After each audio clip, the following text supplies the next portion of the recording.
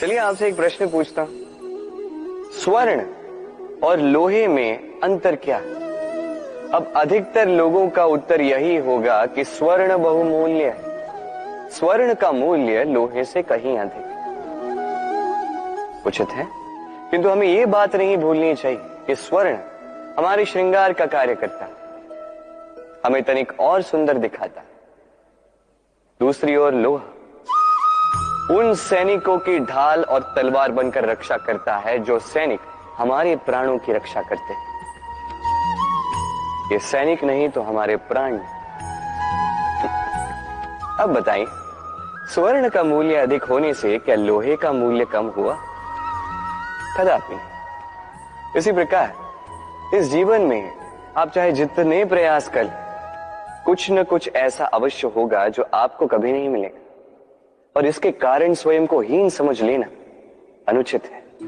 हो सकता है आपके पास वो गुण हो जो संसार में और किसी के पास भी नहीं है, तो उस गुण को समझिए, उसे बढ़ाइए और उसे सहेज करें। स्मरण रखिए, संसार में प्रत्येक व्यक्ति विशेष होता है और संसार में सभी को सब कुछ नहीं मिलता। स्वयं देख लीजिए, स्वर्ण को जिस दुकान में सहेज कर रखा जाता है, उस दुकान के ताले लोहे से ही बने। वर्षा के ऋतु में जब भयानक वर्षा होती है, तीव्र गति से वायु चलती है, तब अक्सर आपने देखा होगा ये पक्षियां, इनके घोंसले अक्सर टूट जाते हैं, नष्ट हो जाते हैं। किंतु क्या कभी आपने इन पक्षियों को विलाप करते हुए देखा है? कभी नहीं। जैसे ही वर्षा रुकती है, ये पुनः तिनका तिनका जोड़कर अपना घोंसला पुनः बना ही देते हैं, अपना संसार वैसा बना देते हैं जैसा पहले था। और ऐसा क्यों? क्योंकि इस चक्रवात के कार्य से इन पक्षियों को कोई लेना देना है ही नहीं। वो तो बस वो करते हैं जो उनके हाथ में है। और यही है सुखी जीवन का मूल मंत्र। जो आपके वश में नहीं, उस पर विलाप करके कोई लाभ नहीं होगा। अपना ध्यान केवल उस पर केंद्रित कीजिए जो आपके वश में। जो बदल चुका है उसे कदाचित आप बदल नहीं सकते, किंतु जिसे आप बदल सकते हैं उस पर ध्यान केंद्रित कीजिए। इस जीवन में तनिक सकारात्मक बन जाइए, देखिए सब शुभ होगा। राधे राधे। मनुष्य सदैव विश्वास करता है ऊपर उठने में, ऊंचा और ऊंचा उठने में, किंतु वास्तविकता तो यह है कि जब तक शिखर को स्पर्श नहीं करोगे, ऊपर उठने में आनंद नहीं आएगा। अब देखिए, ये वर्षा जब आकाश से गिरती है, धरती भी इसका स्वागत करती है, क्योंकि वर्षा गिरती है धरती की प्यास बुझाने के लिए। वर्षा आती है तो वन उपवन झूम उठते हैं, मोर पपीहे नाचते हैं, गाते हैं। इसलिए नहीं कि वर्षा गिरी, इसलिए कि वर्षा उस भाव से गिरी।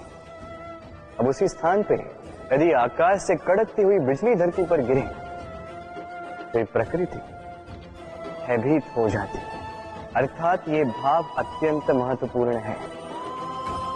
सर्वप्रथम इस भाव को देखिएगा, और यदि इस भाव में सृजन है तो समझ लीजिए सब कुछ शुभ ही होगा। राधे राधे।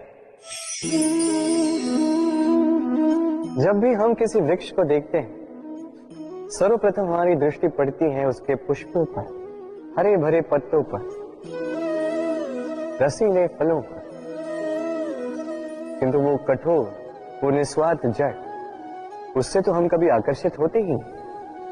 अब क्या इसका अर्थ ये है कि जिसने बलिदान दिया, जो उस वृक्ष की नींव है, जिसने उस वृक्ष को बढ़ाया, उसका कोई मोल ही नहीं? स्मरण रखिएगा, जब भी हम किसी वृक्ष को जल देते हैं, उसके पत्तों, पुष्पों या फलों को नहीं, उसकी जड़ को देते हैं। जब भी हम किसी वृक्ष की पूजा करते हैं, यही पुष्प, यही तिलक हम उसकी जड़ को अर्पित करते हैं। अर्थात कहीं न कहीं अनजाने में ये प्रकृति आपको वो मान दे ही देती है जिसके आप पात्र हैं।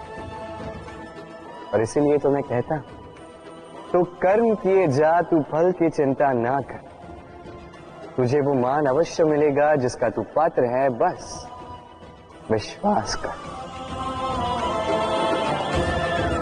राधे राधे।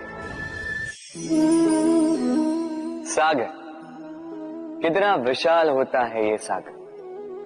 क्या नहीं कर सकता ये सागर। क्षण भर में त्राही त्राही मचा सकता है, प्रलय ला सकता है, संसार मिटा सकता है। ये सागर जीवन ज्योति बुझा सकता है। यदि कुछ नहीं बुझा सकता तो एक प्यासे की प्यास। दूसरी ओर ये गागर इतनी छोटी है कि गोपियां एक साथ 10-10 लेकर चल सकती हैं, किंतु यही छोटी गागर 20 की प्यास बुझा सकती है। अब बताइए, जल सागर में भी है और गागर में भी, फिर इतना अंतर क्यों? यहां पे अंतर है तो भाव के स्वभाव में। एक माटी में मीठा जल संजो कर रखती है तो दूसरा अपने खारे पानी से किसी को भी माटी में मिला सकता है। आप क्या बनना चाहेंगे? सागर का खारा पानी बनकर किसी की आस बुझाना चाहेंगे या मीठी गागर बनकर किसी की प्यास बुझाना चाहेंगे? निर्णय आपका है। राधे राधे।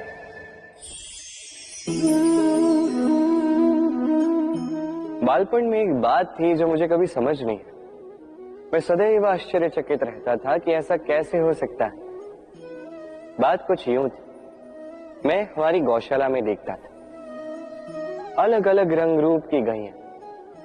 किसी का रंग काला तो किसी का श्वेत, किसी का भूरा तो किसी का चितकब। अब मैं देखता था किसी के सिंग बड़े हैं तो किसी के इतने छोटे कि मानो दिखाई ही न दे। कोई गैया आकार में छोटी थी तो कोई तनिक बड़ी, किंतु जब ये सारी गैयाएं दूध देती थी तब मैंने देखा सब कुछ तो समान, रंग समान, स्वाद समान, गुण समान, पौष्टिकता समान। अब मैं ये समझ नहीं पाया, मेरी दृष्टि में तो सारी गैयाएं अलग अलग थी। मैंने सोचा मैंने मैया से पूछता। मैंने मैया से पूछा, मैया ने मुझसे कहा, कान्हा, रंग रूप बदलने से गैया की वास्तविकता तो नहीं बदलती ना, गैया तो गैया ही रहेगी।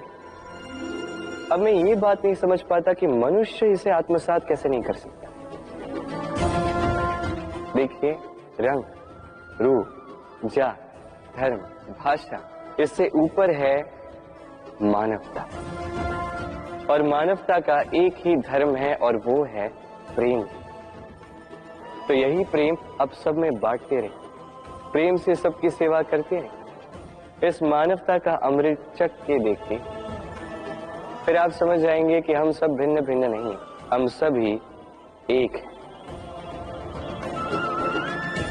राधे राधे।